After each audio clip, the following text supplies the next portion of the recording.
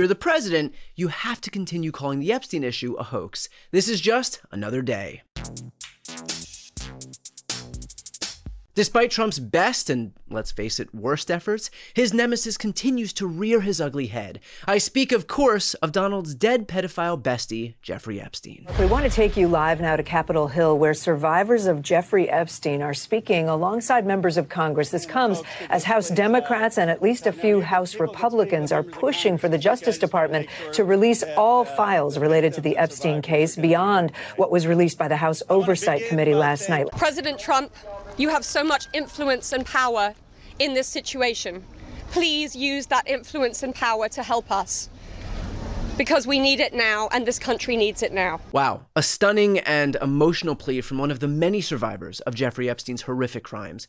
One can only hope that Donald Trump hears the desperation in their voices and does the right thing. So this is a Democrat hoax that never ends. Or that. They're trying to get people to talk about something that's totally irrelevant to the success that we've had as a nation since I've been president. Even if you look at D.C. right now, D.C., it's a totally safe zone. It's called a safe zone. That's a term. It's a term of art. Well, here, I actually agree with the president. Today's stories of past tragic abuse and current attempts at closure by the more than 200 survivors of Epstein's attacks are totally irrelevant to what Trump has done since coming into office. And that's sort of the point. Perhaps naively, I have faith that someone who rises to the position of Commander-in-Chief of the United States and who just today is capable of describing DC's complex safe zone with this level of specificity, it's a safe zone because it's very safe, can also multitask and bring about justice for anyone culpable in Epstein's crimes. Unless there's something I'm missing? I understand that we were subpoenaed to give files, and I understand we've given thousands of pages of files. And I know that no matter what you do, it's going to keep going. And I think it's enough, because I think we should talk about the greatness of our country and the success that we're having. Ah, this one's on me then. Seems like that whole multitasking idea isn't possible because there just isn't enough time to talk about both. If Donald Trump were to focus on holding people, possibly himself, accountable for being involved with a billionaire child molester, then those 3.5-hour-long cabinet meetings where his team verbally fillets him would have to last even longer, and that just isn't possible. Unfortunately, it really comes down to the lesser of two evils. Either Epstein's victims suffer or the president's ego suffers. And when that's the choice Trump faces, can you really blame him? Look, obviously all of the coverage the Epstein victims are getting is the last thing Trump wants. But short of sending in, F-16 fighter jets into the sky to disrupt their press conference, what can he really do? Department of Justice telling me that this was going to happen when it had already happened. This woman abused children.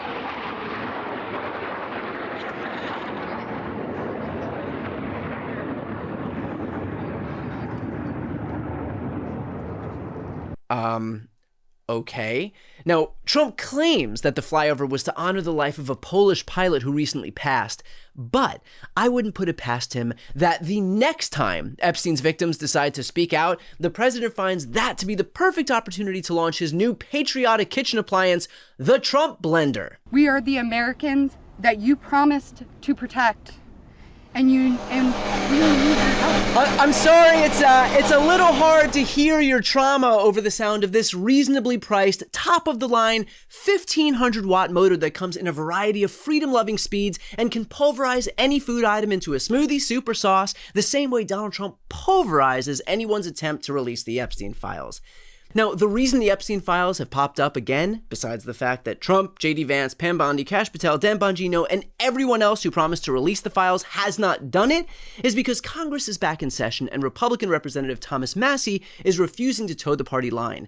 Massie has broken rank with the GOP and is looking to gain enough signatures to bypass House leadership and force a vote on a bill that would release the Epstein files via a discharge petition versus continuing the current method where Trump's DOJ curates what gets handed over to them to the House Oversight Committee. And the White House is totally cool with what Massie is doing. Totally. Now, the White House has warned Republicans not to side with Massie. Even a White House official telling reporters last night that this would be viewed as an act of hostility. An act of hostility. Where have I heard that before? It was reported this morning that Amazon will soon display a little number next to the price of each product that shows how much the Trump tariffs are adding to the cost of each product. So isn't that a perfect crystal clear demonstration that it's the American consumer and not China who is going to have to pay for these policies? I will take this, since I just got off the phone with the president about Amazon's announcement. This is a hostile and political act by Amazon. Just so we're keeping score, Amazon's attempt at transparency on how the tariffs affect the cost of goods and Massey's attempt at transparency on the Epstein files are acts of hostility, but the actual acts of hostility perpetuated by these two vile human beings are a tired hoax, and people need to just shut up and start talking about how packed restaurants are in DC. Got it. Well, you're never going to believe who's also signed on to this act of hostility. This isn't a hostile act towards the administration. The hostile act has been against these women for so many years now. The hostile act is covering up for Jeffrey Epstein and everyone else that's been involved in this. Wow. Pretty stunning to see Marjorie Taylor Greene go after Trump like this. Even more awkward is the fact that she's got some hat shopping to do. But while the Epstein issue was taking center stage outside the Capitol building, inside, the Republican-led House was also doing the people's work by inviting UK Reform Party leader Nigel Farage to testify about how free speech is being curtailed in Britain, to which Stephen Colbert replied, "Hold my beer."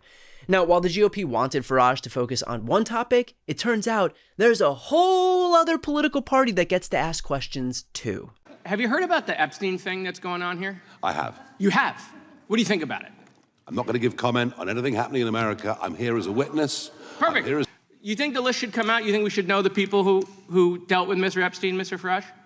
I thought I was coming to a hearing on free speech, not process. You think people in power should be held to account for these victims who have been sexually abused and assaulted? You think the list should come out? I think that I'm very happy to come to a different hearing where you talk about legal process. Okay. Apparently, the British version of I plead the fifth is I am very happy to come back and talk process.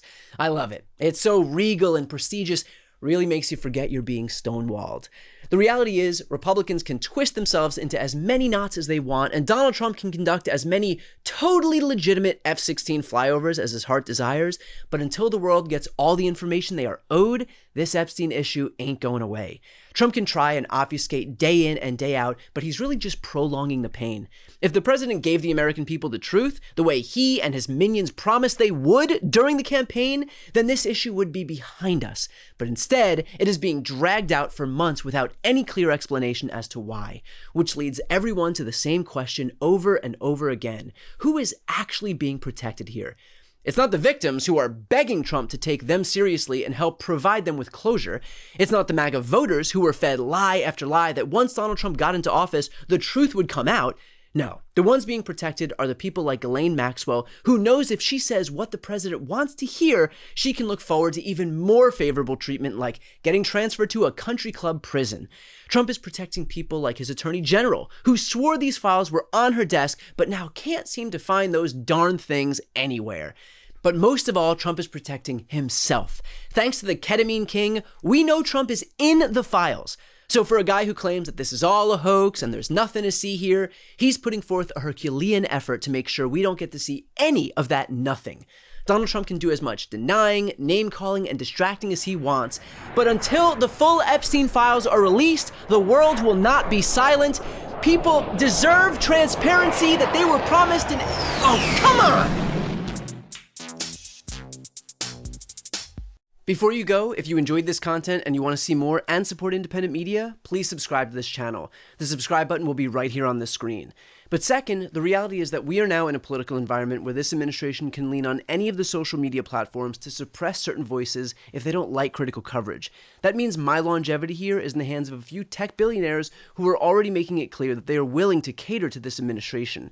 To that end, signing up for my newsletter is a way for me to reach you directly if that ever becomes necessary. I'll put the link right here on the screen as well, so please sign up. It's free, but there's also an option to do a paid subscription if you'd like to support me and my team. I really appreciate it. Thanks so much.